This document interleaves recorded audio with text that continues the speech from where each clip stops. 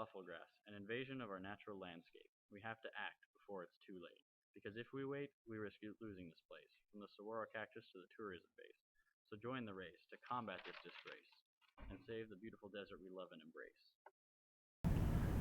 Our overall experience was very eye-opening. I had no idea what Buffelgrass was or how it affected me. By taking this class and volunteering, my eyes were opened and I was happy to be taking action against the threat that was in my backyard.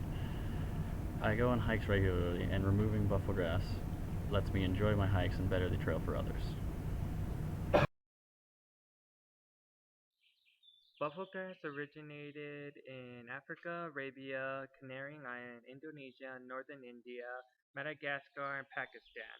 Buffelgrass was first introduced in the U.S. in the 1930s. It was used as a plant that cattle would feed on. Additionally, it helped control erosion problems by stabilizing soil. Unfortunately, in the 1980s, it began spreading rapidly in southern Arizona to the point where it is now crowding natural species of plants and creating fire hazards.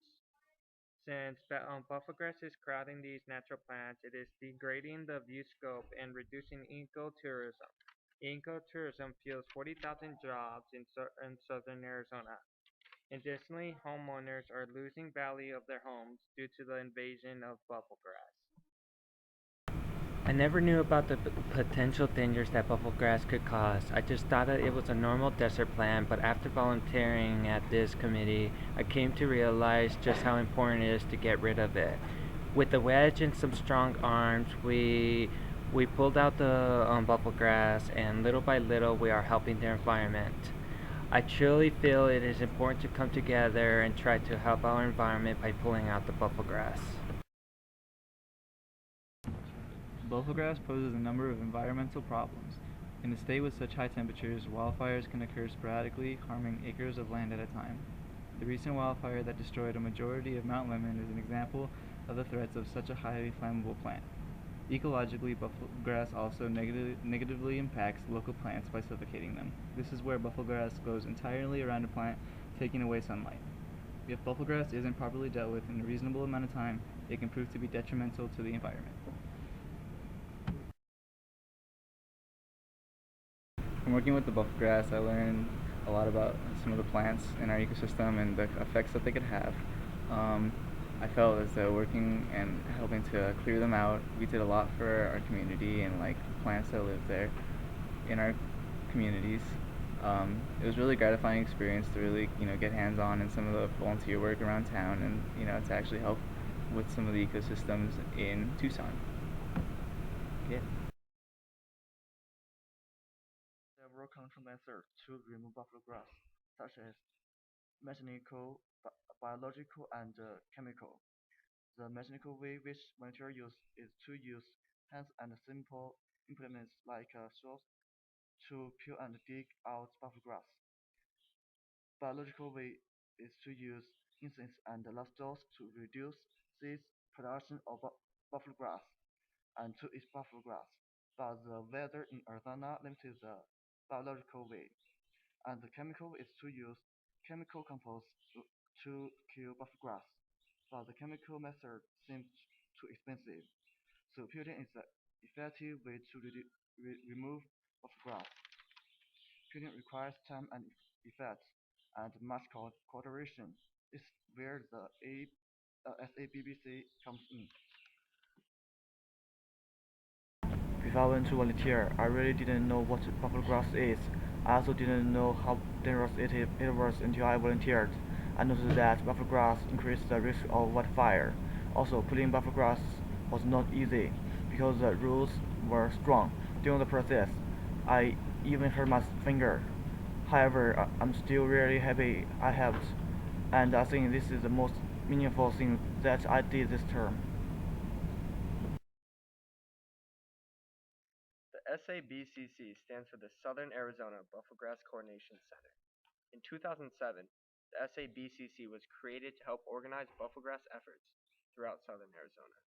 It is the glue that allows federal agencies, county agencies, state agencies, and nonprofit agencies to all work together and share information.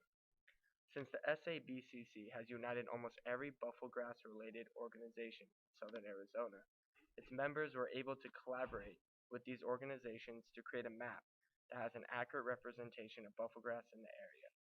The creation of this common map allows organizations to more efficiently eliminate bufflegrass.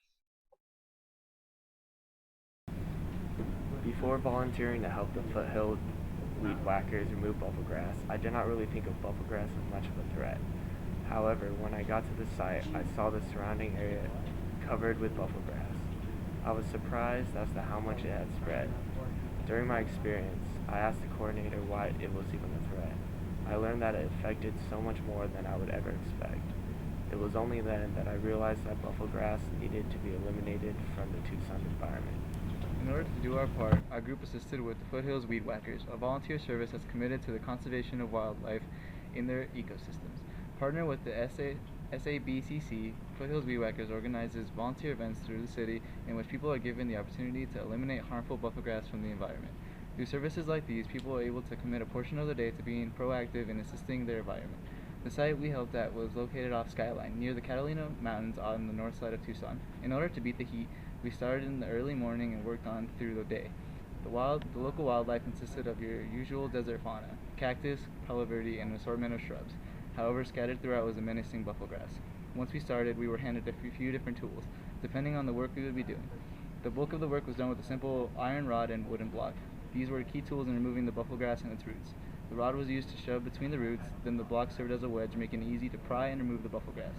This was the most exciting part of the project, however, it was probably the toughest. The others in our group were given trash bags in order to pick up and collect the bufflegrass we pulled. Though this was tedious, it was just as important as removing the bufflegrass itself. The last few members in our group were given gloves in order to dig up any remaining roots we may have missed. Any remaining roots can possibly result in the spreading of new plants. In the area we worked at, most of the local plants were completely surrounded by the bufflegrass. Plants of different kinds, and all different sizes seemed to be affected. When digging out the bufflegrass, a good deal of time was spent working around other plants in order to give them a fighting chance. While doing this, we found a good amount of young cactus and palo verde trees that were struggling to grow. It was clear to see that the bufflegrass was taking away the sunlight that these young plants needed to survive. Once we had actually cleared away a major section, the effect of our work was easy to see. Working with the Foothills Weed Whackers was a gratifying experience. It allowed us to experience the effort it takes to make conservation possible. This proved humbling at times due to the fact that there is so much that is needed to be done in order to make a positive impact on our environment.